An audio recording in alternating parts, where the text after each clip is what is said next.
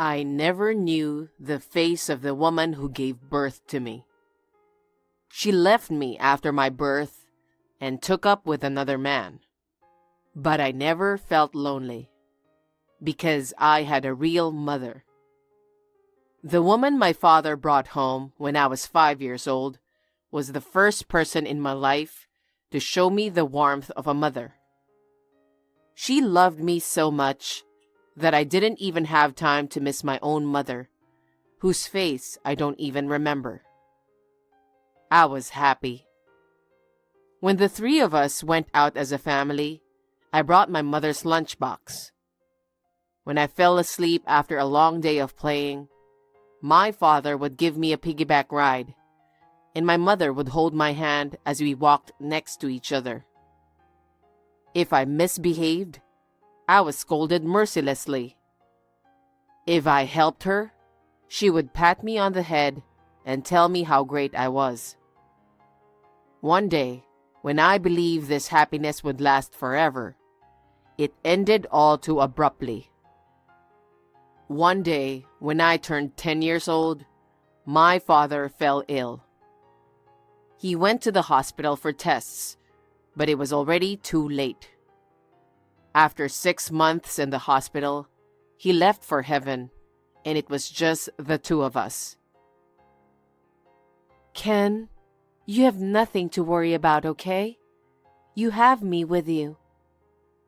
Saying that, my mother continued to work several jobs. As a 4th grader, I could only help her with the housework. I was so frustrated. I felt ashamed that I was a child and couldn't help my mother. I can do my best because you're there for me. Don't be sad. Whenever I looked sad, she would cheer me up with a big smile on her face. She worked from morning till night and was hardly ever home. When I came home from school, she came home from her lunchtime job and cooked dinner. That was the only time I could talk with her. After she finished cooking dinner, she would go out to work at night. Today, I'm making pasta with basil sauce. Smiling and laughing, she made a lot of pasta. I always had pasta for dinner because it was my favorite food. It was my mother's original recipe, but we rarely ate them together. What did you do at school today? She would ask me with a smile, while busily cooking with her hands. I stood by her side and tried my best to tell her what I did at school today. This was the most exciting time of the day. Oh, you got praised in PE. Yeah, I'm sure I'll be the anchor in the next sports festival. I see. Then I'll definitely have to go watch. I licked the sauce off my hands, and my mom patted my head happily. She cleaned the pan after cooking. After that, she headed for the front door. Don't open the door for anyone, okay? I know. You'll be in bed by 9, okay? If anything happens, be sure to call me on my phone, okay? It's okay. I'm a man, okay? You're still a boy, but you are reliable. Take care, Mom. Have a good day. Yeah, I'll be home as soon as I can, okay? Mom's leaving. I always felt like crying at that moment, but I tried my best to hold it in. Wait for me, Mom. I'll make life easier for you when I grow up. Ever since the day my father died, I promised myself not to cry. I was going to protect Mom. I didn't have time to cry. With that vow, I ate the pasta on the table. 8 years have passed since then. I graduated from a technical high school and got a job at a small factory in a small town. The company was known for having many skilled craftsmen, And although it was small, it did a lot of business with large companies, and the salary was far more than I had imagined. I wanted to work in the manufacturing industry, so I was very happy to work there. With my first paycheck, I took my mother to a resort. It wasn't a luxury resort, but it was a famous one, and the food was delicious. Mom was so excited when she saw all the seafood lined up on the table. Wow, I've never seen anything like this. You're overreacting. Let's eat. Which shall we eat first? She was smiling happily as she picked up her plate. She looked more radiant than usual, probably because she was enjoying herself. We enjoyed the food while chatting about this and that. By the time we finished, we were both so full that it was almost hard to breathe. We asked the waitress who came to our room to clean up the mess. Is there a place where we can go for a walk? Of course there is. This is my recommendation. The waitress let me know a spot with a beautiful night view, about a 10-minute walk from the resort. I asked my mom, and we headed there immediately. From where we arrived, we had a panoramic night view of the sea. The cityscape beyond the sea was sparkling and shining like a jewel. Almost no one was around. Nearby, a woman who appeared to be a guest at the hotel was alone, looking out at the sea. I wonder if I'm happy here. Your dad in heaven is gonna get jealous. What are you talking about? It's just the beginning. I've put you through a lot in my life. I never thought of it as hard work. Thanks to you, I've always been happy. I saw tears on her cheeks. I'm so surprised. What's wrong? I yell. I've never seen her cry before. She was always so cheerful. I'm sorry. I was just so happy. Don't scare me. I'm sorry. I'm sorry. Mom wiped her tears with the sleeve of her shirt, but the tears didn't stop. I felt something was wrong. Isn't there something you want to say? I asked her if she had something to say. Mom looked up and looked at me as if she had made up her mind. I don't know if this is the right thing to say to you, but will you listen to me? I nodded silently, and she started to talk slowly while looking out at the ocean. Right after he and I got married, we had a baby. What? Does that mean that's my sister or brother? Yes, that's right.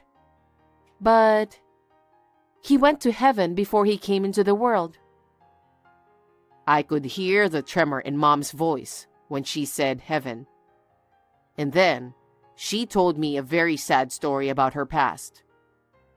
She didn't know if her body had always been like that, or if it was because of that event. But she told me that it had become difficult for her to conceive. But I had you. Do you know how much joy you brought to me? Wiping away her tears and smiling, she continued. I kept blaming myself for not being able to bring the baby into the world safely. But thanks to you, I was able to live my life to the fullest. Mom. Thank you. Thank you for making me a mom. Thank you so much. No. I'm the one who's not even related to you. What are you talking about? Did you really think that? She slapped my back. Well, I thought maybe you wanted your own biological child. If you say more, I'll get angry. Are you suggesting that since you aren't born from my womb, you aren't truly mine? That's nonsense, honey, she said mischievously. We laughed out loud. Thank you, God, for making her my mother. I thanked her over and over in my heart. It was the night I vowed to be more devoted to my parents than ever before. 5 years passed. My work was going well, and I had asked my mother many times to quit her part-time jobs so that she could enjoy life more. But she said that if she suddenly stopped working, she'd be bored, so she just continued to work part-time during the day. Then, one day, I rushed to the hospital. The doctor told me that she had blood cancer. The moment they told me she had cancer, my mind went blank, and the doctor's explanation fell on deaf ears. All I wanted to know was one thing: whether she would survive or not. But what the doctor told me kept me on pins and needles. It will be a difficult treatment, but it is not hopeless. However, it is a special treatment and it is very expensive. How expensive? When I heard the amount of money, I could only see black. Even if I spent my entire salary on it, it would never be enough. I couldn't tell my mother in the hospital what the real name of the disease was, but after 2 weeks, she felt something. Don't take it too hard for me, okay? We all have a life expectancy, right? She said. Even in such a situation, she never stopped smiling. That was the hardest thing for me. I couldn't do anything for her. I couldn't take good care of her or even give her satisfactory medical treatment. I was so frustrated that I didn't know what to do to vent my anger. Anyway, I took on more night work and worked from morning till night. But I didn't know when I would be able to get her the surgery. Later, her doctor recommended that she be transferred to a different hospital. She is one of the leading authorities on this disease in the States. I'm sure she will be able to help you. Relying on the doctor's words, we transferred to the hospital with the hope that we would be saved. After the first day of treatment, the doctor called me to the consultation room, where a female doctor, about the same age as my mother, was waiting for me. How do you do? My name is Geller, and I will be taking charge of Miss DiCaprio. She introduced herself in a brisk tone of voice. Dr. Geller explained my mother's condition in an easy-to-understand manner. I wonder if I've met you before. Do I know you from somewhere? I wondered why I felt that way when I looked at the doctor's face. But there was no way I knew the famous doctor. I thought I was imagining things, and as I listened to what she had to say, Dr. Geller said something surprising. You need surgery as soon as possible. I'll be your primary surgeon. What? But I'm told the surgery requires a lot of money. Don't worry. I don't need the money. Huh? Dr. Geller giggled when I replied with a stupid answer. You don't remember me, do you? Well, do I know you from somewhere? Yes. I saw you both were watching the night view together. I was alone. When she told me that, I said, "Ah." I took my mother to a resort on my first paycheck, and after dinner, we went to see the night view. She was standing next to us at that time. Do you remember that? Yes, but we just met, right?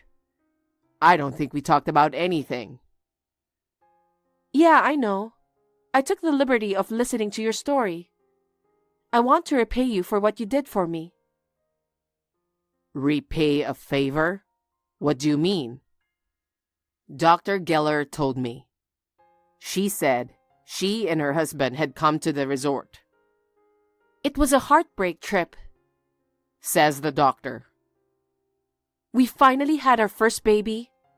He went to God before we could welcome him to life.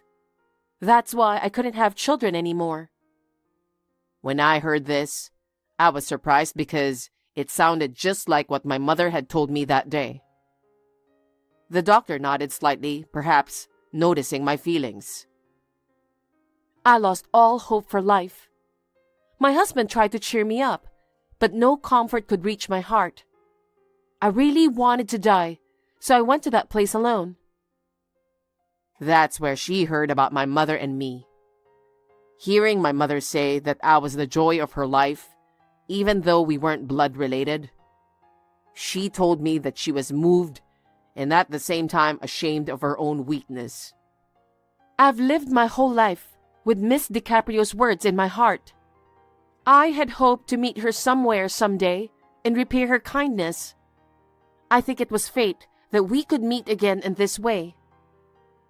And the doctor told me that she would pay for all the treatment. Her husband is the director of this hospital, and he knows about this story. She assured me that they would be happy to help me. I will do everything I can, so please do your best. The doctor held my hand tightly. Tears welled up in my eyes, and I could not hold back my sobs. I just thanked God for this encounter and thanked the doctor again and again. The surgery was a success. I was told that she would have to stay in the hospital for a while to monitor her progress, but that if she didn't have a recurrence in the next 5 years, she would be fine. The day she was discharged from the hospital, Dr. Geller visited my mother's room. A girl with a school bag on her back is with her. It's my daughter, Esperanza. Daughter? But I thought Dr. Geller couldn't have children anymore. I wondered what she meant, but my mom nodded as if she understood everything. It means hope in Spanish, right? That's a good name, isn't it? Mom's words brought a few tears to Dr. Geller's eyes. This child made me a mother. Mom nodded with a smile when she heard the doctor's words. And then, thank you so much for all you have done for me. I really don't know how to thank you. She thanked the doctor.